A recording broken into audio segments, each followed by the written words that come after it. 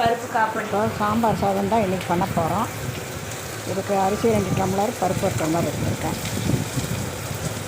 வெங்காயம் எத்தனை, ஒரு வெங்காயமா, ஒரு வெங்காயம், பெரிய வெங்காயம் கொஞ்சம், வரமிளகா,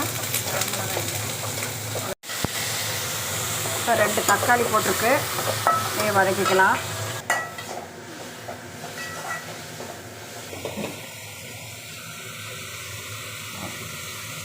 மஞ்சத்தூள் ஒரு 1/2 ஸ்பூனு.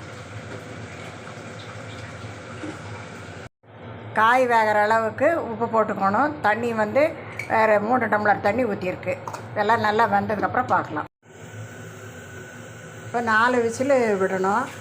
ஒரு விசில் அடங்கினதுக்கப்புறம் மேலே எப்படி பார்க்கலாம். வரமாட்டேங்குது.